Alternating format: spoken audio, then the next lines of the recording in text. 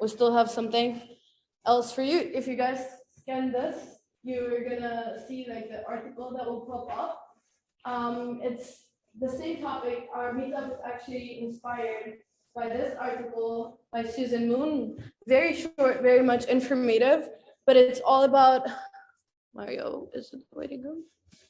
But it's all about how we have this daily things that we just have been told and have grown up with, that's the normal, like 9-to-5 job is something that so many people do and they're just used to it, and it's nothing that's surprising or abnormal in our daily lives. It's also about the realities that we've created ourselves, and the video, maybe later I'll share the link with you so that you see more of it. But it's about the imagined realities that we've all created in ourselves. So like each of us sitting here has had their own personal experiences, their own families, their cultures, the country they grew up in, the people that interacted in their lives, and all of that has shaped how you think and how you perceive things in your daily life. And then one more thing that I think is a little bit more fun out of all of this is how our imagined realities can be actually manipulated, and how one thing that is so obvious can seem like another. And we have this one fun activity for you all. So looking at the next visual, one of you could try to name the color of the word and not the word itself as fast as you can. So this is one of the examples. Yeah. What? Yeah, that's right. I was looking at storage. The color of the word, but not. Color black. Good one. That's up to you. Yellow, red, brown, green, black, red, blue, green. What? I'm so confused. Oh. Okay, go with like just the first row. Okay. As fast as you can. Green, red, blue, yellow. Yellow, blue, brown. What? What order? I don't know what. What order do you do now? Green, red, blue, yellow, black, red, green, blue, brown, purple, red, green, blue, yellow, black, purple, brown. Okay. Cool. And now I'm gonna pass. Yeah. I'm gonna pass this to Emmanuel Fully, who's gonna be leading our discussion. And we have some questions prepared for you. But before we go to our questions, what daily boundaries or made up realities are you willing to break? And what cycles are you willing to get out of? That's my question to all of you. You don't have to answer, but you can think about it. Thank you. The next one. So, first topic of discussion yesterday is how can we challenge our assumptions and biases to gain a more complete understanding of the world around us?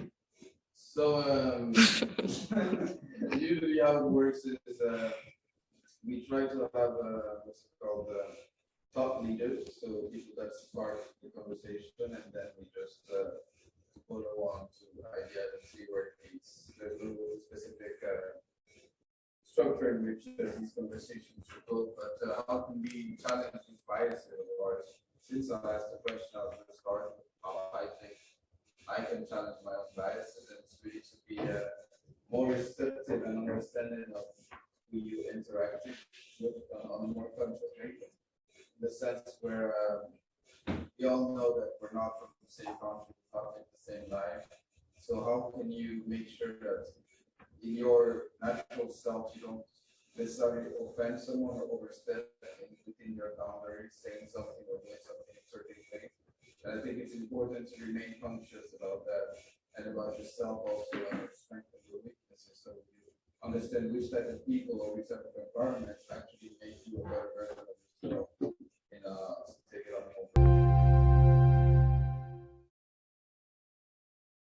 The real secret of success of our species is that we alone can talk about things that don't exist at all, anywhere, except in our own imagination, in the stories that we invented. All the other animals, they too communicate, but they communicate information about things that really exist. You can never convince a chimpanzee to do something, say to give you a banana, by promising that chimpanzee that after you die, you know what happens? You will go to chimpanzee heaven, and there you will receive lots and lots of bananas for your good deeds. No chimpanzee will ever be convinced by such a story to do anything. Only us, only Homo sapiens. The easiest example to give is, of course, religion, but it's not just religion. It's the same with our legal system, with our political system, with our economic system. Money is also just a story. Chimpanzees and dolphins and wolves, none of them man uses money. None of them, they can exchange things. I give you a banana, you give me coconut. But the idea of money, this is something unique to humans because, again, it is based on a story about something that exists only in our imagination. We take, say, a piece of paper or a piece of gold, which is worth nothing. You can't do anything with gold. You can't eat it, you can't drink it, you can't wear it, you can't even make weapons out of it because it's too soft. So you take something without any inherent value and you tell a story. Look, this piece of worthless metal or this piece of colorful paper, it is worth 10 bananas. And if enough people believe that story, then it becomes an extremely effective story. Millions of strangers are willing to do amazing things and sometimes terrible things just for these colorful pieces of paper.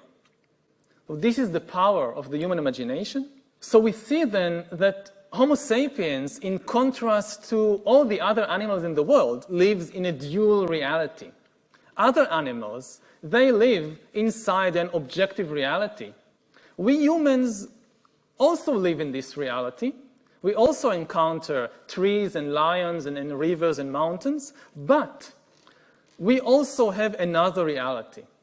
In addition to this objective reality, we also live inside a fictional reality, a reality that we invented, that exists only in our imagination, a reality that contains things like nations, which are just the stories that we invented, which contains money, which is populated by gods, which includes things like human rights, which again, it's our invention. And what is amazing about history is not only that humans inhabit this dual reality, the layer of objective reality, and on it another layer of fictional reality. What is really amazing is that over time, fictional reality has become more and more powerful until we reach the situation today when the very survival of trees and rivers and lions and chimpanzees depends on the imaginary stories that Homo sapiens has invented. We are living inside the dreams of mythical entities like the European Union and like Google and like the dollar, which exist nowhere except in these fictional stories. And you can test yourself, you can check for yourself, try to see what are you thinking about, what are you worried about during your day-to-day life. Many people find that they think very little about real things like trees and rivers and lions, and most of the day they are constantly preoccupied by these fictional inventions like money and like nations and like gods and corporations and things like that. Timing, because Susan Moon, the author of the article we just read, is also here.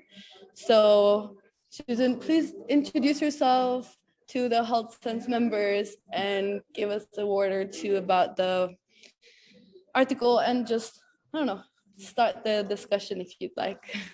Hey everyone. Sorry, I'm crashing the party super late and I have no idea what everyone talked about earlier. I would love to hear a little bit from Miriam and everyone, but my name is Susan. I'm a part of the Sense Network, also Sense Worldwide team.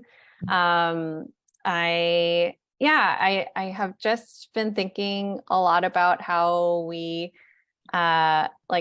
how do we attach different meanings to the things that we understand? I think those meanings are really valuable in how we move through the world, because if we don't have kind of a shared meaning around things, then if I ask you like, hey, pass me the microphone, if you have a different understanding of what a microphone is, then we're like missing each other. So anyway, meanings are very useful in how we move through the world and how we communicate, but I'm also interested in how we can like expand the meanings that we have of things and challenge the meanings of things. And so that was really where the article came from. And yeah, what did you all talk about earlier before I hopped on? I'm just curious.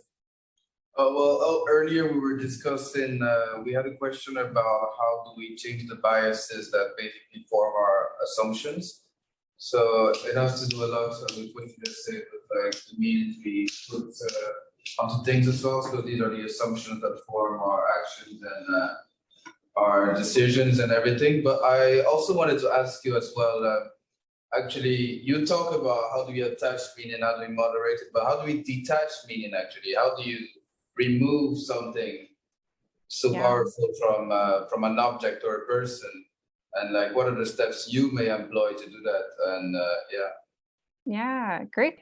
So there's something that I do that I feel like is really helpful in this exercise as a practice of detaching meaning and challenging meaning. So I used to be in, I took like this improvisation class. And one of the things that we would do at the top of every class is an exercise that we called rearranging the furniture of your mind. And what our instructor would ask us to do is we would all stand up and we'd just walk around the room. Like we'd just start walking around the room, and like everything we saw in the room, for example, I see this lamp, or I see this computer, I see this record player. We just had to start going around the room and naming it something else. Like I might call this a geranium. I might call this a car, or like a Chevy Tracker. Like I'll like, I know it sounds kind of weird, but like it was just an exercise of like standing up, getting our minds going, but starting to like subvert the different things, like how we understand them. So if this doesn't sound too weird, and if y'all are open to it, I don't know what time it is over there. It looks kind of like afternoon, evening time. So if everyone wants to just take 3 minutes to like stand up, shake your bodies out a little bit and just start walking around the room and point at things and then call it something different. So yeah, I invite everyone to stand up and do that for 5 minutes, and then we'll come back. I'll call us all back. And then wouldn't this turn into anarchy? Is that what you said? Yes. Okay. You mean this particular thing that we just did, or do you mean like in general, the reason why we have these kind of conventions, or like this way of calling stuff, isn't it a way to like make it more applicable to all people? Because totally, it's like that. There's a reason why these things exist. There's a reason why we call them what they do. So why would we like challenge that to the expense of like, what if we don't want to break things that work? But I think another way to think about it, or another add to that, is like, to your point, kind of like it works for most people, but then what happens when there are people, like other people on the edges, or other people just generally that have a different viewpoint on it, is like it's kind of starting to, it's an exercise in just starting to like be open to other definitions of the same thing, or other ways of other entry points or other ways of looking at it, just so that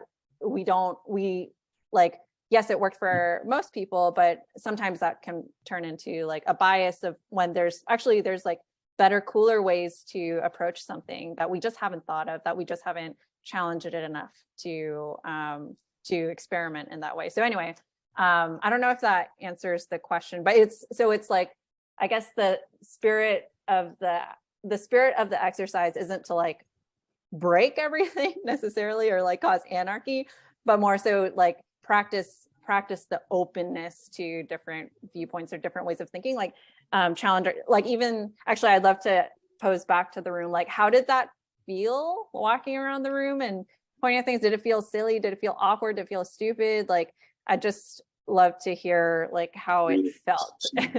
Well, for me personally, it was like I realized that I was running out of things I could name things from, because I thought about naming something a dog like 3 times. And so I think that's an interesting like trope to think about, in terms of like when you consider openness as well, and openness to actually initiate, how limited is your mind in terms of like what's your current capacity in general, and how far are you willing to push forward from thinking about the same thing 3 times and now pushing towards thinking about something a bit more crazy, like an airplane or like a lion or like a mongoose or something, Yeah, thank you for that, Emmanuel. I know I find myself like when I start to do that exercise, I'll start walking around and it's like, oh, I'll call this Pikachu, then I'll call this Charizard. Like I'll start, like once I start on a category that I think like, oh, this is crazier and better, but then I get stuck in it. Like I'll start naming like dinosaurs, like, oh, this is a Tyrannosaurus Rex, this is a Velociraptor. But then I'm like, wait, let me get out of the dinosaur family. There's like, even when we get outside of like the normal things, I feel like it's a funny way to like kind of see how our brain feels comfortable just like, okay, now that I found a space, let me expand on that, which I think there's like value to that, but it's kind of a fun challenge to like, okay, let me get out of the dinosaur family now, let me get out of the Pokemon family, let's like move on to something else. So yeah, thank you for sharing your reflection. Yes, anyone else? I mean, like, the way I experienced it when I was trying to name stuff, I would find a familiar name, like a name related to that thing. So for example, like a video would be a phone call, or like something that to me makes sense, because like if I were just to say something gibberish, I wouldn't have remembered that thing. Yeah, kind of similar, of like building out the same like family of things that you're thinking about. And yeah, I feel like when we are like, whether you all are working together on something, or you're like on a group project or working on some other thing, I think it's like a natural law, or how the ways things goes is like, say we're solving a problem, and in solving that problem, we like the first ideas to come out are usually the tried and true ones, the ones that we're all familiar with, the ones that we that we know that work and are kind of safe. But it's only until we start to like, as we get further into the session of working together and getting familiar with each other, that we feel comfortable and we feel safe to like throw out a wacky idea. But sometimes like it may seem at face value a wacky idea, but like the dinosaur or whatever it is, it may seem like a wacky idea, but there can be value in the premise of the idea. So like not throwing out, making sure that we're introducing those wild cards into the conversation, and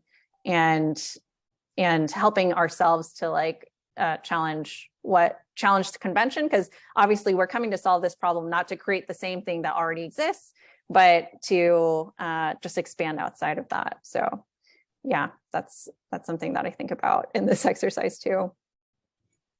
Any other thoughts or reflections on on what it felt like to rearrange the furniture of your mind. Thanks, everyone. It's so nice to meet you and see you at the next Mind Expansion. Thank you. All right, bye. Bye. Okay.